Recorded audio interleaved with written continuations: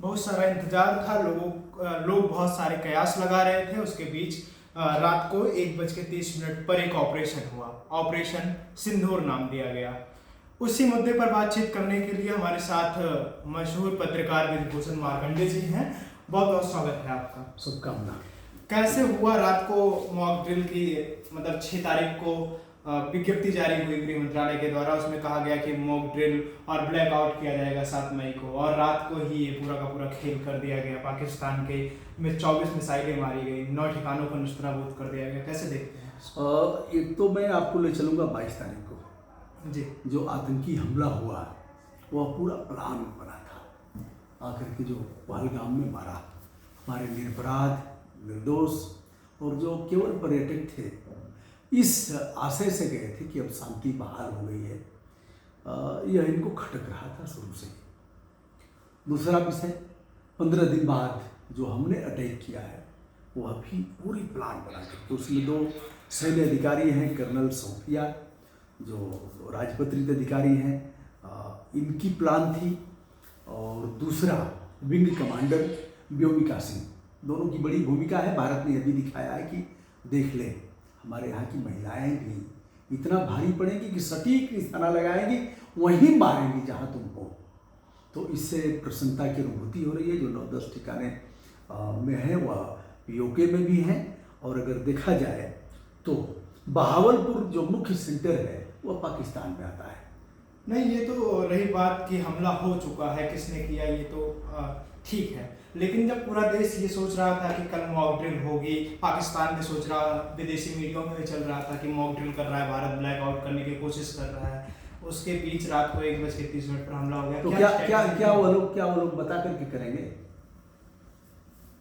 सैन्य अधिकारी बताएंगे तो नहीं, और बता करके युद्ध लड़ा भी नहीं जा सकता। वह पुराने जमाने की बात हो गई कि युद्ध होता था। आज भी बहुत मामलों में, जैसे हमारे जो संधि पत्र लिखे गए हैं, शिमला समझौता इत्यादि में, वियना समझौता है, इन सब में चीज़ें लिखी गई हैं। पहले होता था कि अगर व्यक्ति पीछे पीठ दिखा देता था और कहता था कि हमके मरले की बछिए मरले, मतलब गाय की बछिया को मारने के बराबर अगर हमको मारते हो तो वैसा ही तुमको पाप लगेगा, तो लोग नहीं मारते थे। नंबर 1, अगर उसका डंडा लाठी टूट गई तो उसको लाठी देते थे कि लो लाठी और चलो।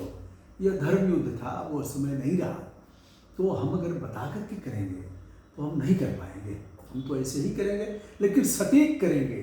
हमने नियमों का उल्लंघन नहीं किया है। बार बार हमारे अधिकारी कह रहे हैं, जैसे विदेश सचिव विक्रम मिस्त्री ने भी कहा है, और इन दोनों सैन्य ऑफिसर जो महिलाएं हैं उन लोगों ने भी कहा है। तो यह बता करके, जन से बता के तो नहीं हो सकता। कई लोगों की टिप्पणी आई है कि वह दिन में किया और रात में क्यों कर रहे हैं। हम कभी भी मारेंगे दुश्मन को, कभी भी हम मारेंगे, लेकिन हम अपना ढाल तलवार सब ले करके अपनी सुरक्षा कैसे होगी?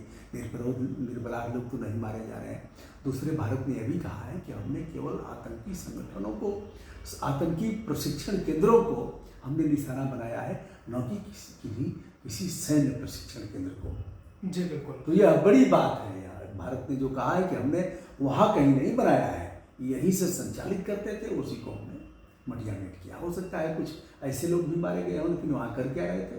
सभी को पता है कि कैसे केंद्र हैं। अब क्या इससे क्या फायदा होगा भारत पर? आतंकवादी हमला दोबारा हो सकता है, या पाकिस्तान डर जाएगा उसके बाद हमला नहीं करेगा? पाकिस्तान तो डरा हुआ है जी। गिदड़ भक्ति दे रहा है। अगर देखा जाए, ख्वाजा आसिफ जो विदेश मंत्री हैं, अब वह कह रहे हैं कि भारत यदि अगला हमला कोई नहीं करता है, पीछे हटता है, तो हम भी कोई कार्रवाई नहीं करेंगे, और हम तनाव कम करने के लिए तैयार हैं। दोनों बातें हो सकती हैं इसमें। अगर देखा जाए तो यह उनका बयान एक साजिश का हिस्सा भी हो सकता है, और दूसरे भयभीत तो हैं। अगर पंजाब को देखा जाए, पंजाब हमारे तरफ भी पंजाब है, उधर भी पंजाब है, बीच में अमृतसर है, अटारी है। अटारी गांव हमारा है, बाघा गांव उनका है, दोनों के बीच वहीं से। तो अब पंजाब के सारे स्कूल बंद कर दिए गए हैं, चिकित्सकों की छुट्टी और जो चिकित्साकर्मी हैं उनके अवकाश खत्म कर दिए गए हैं। तो पाकिस्तान के डरने की ही बात है कि भारत कभी भी कर देगा। अच्छा, हम अपने दर्शकों के लिए एक बात और जानना चाहते हैं कि जैसे पाकिस्तान तो युद्ध चल ही रहा है, उससे अभी तो हमारा हो ही रहा है, उसके अलावा भी बीच में अभी बांग्लादेश ने हमको धमकी दिया था कि यही समय सही समय है, भारत का हम कब्जा कर लेंगे, वो 7 सिस्टर जो है उस पर भी हमला हो सकता है क्या? चाइना की मदद से कोई बांग्लादेश हमला कर सकता है? बांग्लादेश भूल गया है, बांग्लादेश पूर्वी पाकिस्तान था जी। और हमने ही बांग्लादेश, अब ऐसे समझिए पश्चिमी पाकिस्तान, पूर्वी पाकिस्तान में अधिकांश बंगाली लोग रहते थे, तो उन लोगों के बलात्कार हुए, मारे गए और भारत से गुहार लगाया। भारत ने पाकिस्तान को समझाया, जब इनके समझ में नहीं आया तो भारत ने फिर जो किया वह सभी को पता है। उनके 93,000 सैनिकों को भारत ने बंधक बनाया और संधि पत्र, शिमला समझौता 1972 में हुआ। शिमला में उनका राष्ट्राध्यक्ष था, हमारा भी राष्ट्राध्यक्ष था और हमारे राष्ट्राध्यक्ष का लिख वही शिमला समझौता है। तो बांग्लादेश को इसे नहीं बोलना चाहिए कि भारत अगर ऐसे आंख तरे रहेगा तो वह कहीं के नहीं रहेंगे। गिदड़ भपकी तो सभी देते हैं, देने की आदत है। लश्कर-ए-तैयबा मसूद के तमाम ठिकाने ध्वस्त हो गया, उसका घर भी ध्वस्त हो गया, उसका प्रशिक्षण केंद्र भी ध्वस्त हो गया। बिल्कुल सही कहा। मौलाना मसूद अजहर यह दुनिया का कुख्यात आतंकवादी है। इसका मन तो बढ़ा हुआ है 1999 से ही, जब फ्लाइट का अपहरण हुआ था, काठमांडू से जा रही थी कंधार और इसे हाईजैक किया। उसमें सैकड़ों यात्री थे, धमकी दिया सभी को मार डालेंगे। फिर कंधार में उनको जब इसको रिहा किया गया, मसूद अजहर को, जो जैसे मोहम्मद का सरगना है, तब मतलब एक भारत के लिए बड़ा खराब पक्ष देखा जाएगा। लेकिन निरीह यात्रियों की जान बचाने के लिए भारत ने ऐसा किया। तब से इसका मन बढ़ा है। 2001 में संसद भवन पर हमला किया, उरी में एयरबेस पर हमला हुआ। अगर देखा जाए तो यह कारगिल में भी इसी का हाथ है। और फिर अब इसके कई रिश्तेदार मारे गए हैं। रीढ़ की हड्डी इसकी खराब है, स्पाइनल लेड से पहले से है। और आज भारत की 2 सैन्य महिला अधिकारियों के नेतृत्व में जो आक्रमण हुआ है, उसमें रीढ़ की हड्डी तो टूट ही गई है।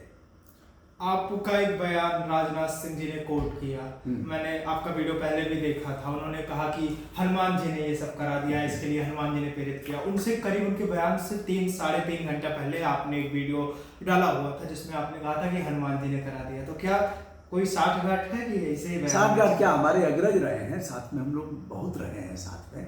राजनाथ सिंह जी, हम, उनका गनर और ड्राइवर, 4 लोग ही एक गाड़ी में 2-3 दिन हम लोग घूमे एक साथ, रात दिन साथ में, खाना पीना नाश्ता पानी सब होता था। तो गाजीपुर में वह चुनाव में आए थे, एक चुनाव था, हम भी भारतीय जनता पार्टी के यूथ विंग के लीडर थे, किसान मोर्चे में थे। तो हम, हमारे क्षेत्र में जो उनकी बैठकें 25-30 लोग 40 लोग रहते थे, वह बैठकें कराते थे। तो राजनाथ सिंह ने, हो सकता है हमारा वीडियो देखते हों, या फिर यह दावा मैं नहीं कर सकता कि हम ही ज्ञान बांट रहे हैं उस चीज़ को, लेकिन हमने यह कहा कि हनुमान जी ने प्रतिरक्षा का अधिकार बनाया है। चिन्ह मोहि मारा तीन मोहि मारा। अच्छा, जो हमारे ऑफिसर्स हैं, मतलब जो हमारे सैनिक हैं, सैन्य ताकत है, उसके अलावा भी आप किसी को इस जो ऑपरेशन सिंदूर हुआ है उसके लिए आप किसी को ऐसा योग्य व्यक्ति मानते हैं, चाहे प्रधान सेवक हुए, रक्षा मंत्रालय हुआ, या रक्षा मंत्री हुए, या गृह मंत्रालय के गृह मंत्री हुए, इन तमाम लोगों में से आप जिम्मेदार नहीं? सभी का योगदान दिया, सभी का योगदान है। पुलवामा अटैक हुआ, उसमें भी इनकी कमी है, जिसकी वजह से हुआ। पहलगाम में मारे गए 26 लोग, इसके लिए भी जिम्मेदार हैं। और यह अगर हुआ है तो इसके लिए भी यह प्रशस्ति के काबिल है। दोनों काम हम करेंगे, हम कोई इनके बंधुआ मजदूर नहीं हैं और हम चारण भी नहीं हैं। लेकिन आज का दिन हमारा हौसला बढ़ाने का है, आज का दिन हमें टिप्पणी करने का नहीं है। जैसा कि बार बार होता रहा है, 1901 में संसद पर हमला, उसके बाद पार्लियामेंट पे हमला, फिर उसके बाद ताज होटल, इधर उधर, फिर पुलवामा का हुआ, यहाँ का उरी, ये क्या कहते हैं इसको, हाँ उरी का हुआ। इन तमाम हमलों के, उसके बाद पहलगाम का हमला हुआ। इन तमाम हमलों के बीच जो एक बात निकल कर आई कि बार बार भारत ने 2016 हुआ, 19 हुआ, बार बार एयर स्ट्राइक, सर्जिकल स्ट्राइक किया भारत ने।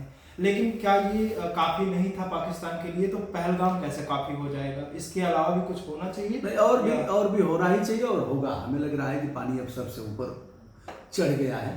अब आर पार की लड़ाई लड़नी पड़ेगी। क्योंकि तो हम मान जाते हैं, घुटना टेक देते हैं, तो भारत बड़े सहिष्णु लोग हैं, फिर माफ कर देंगे कि चलो अब जाओ, अब देखना मत पलट करके, चल पीछे बोल जी। ऐसे ही होगा। लेकिन अब आर पार होगा, भारत इस पर चुप नहीं रहेगा। प्रधान सेवक जी ने कहा कि आतंकियों को मिट्टी में मिला दूंगा, दुनिया के आखिरी कोने तक ढूंढ के मार दूंगा। उन्होंने कहा है तो सोच विचार करके कहा होगा, अच्छा सोच करके कहा होगा। हमको उन पर विश्वास है, करेंगे तो वह जरूर करेंगे, करेंगे ही, वह करना ही पड़ेगा। बाकी आप सभी इसके बारे में क्या सोचते हैं? हमें देश के सैनिकों पर पूरा गर्व है, सैन्य ताकत पर पूरा भरोसा है और उसके इन तमाम नैतिक कर्तव्यों पर भरोसा है। जिस तरह से नैतिकता का पालन करते हुए उन्होंने तमाम ठिकानों को आतंकियों के नष्ट किया, ये बेहद ही महत्वपूर्ण था और ऐसे हमले होने चाहिए, क्योंकि आतंकियों को नष्टनाबूद करना भारतीय सेना की नैतिक जिम्मेदारी है और हमारे नागरिकों को सुरक्षित रखना भी।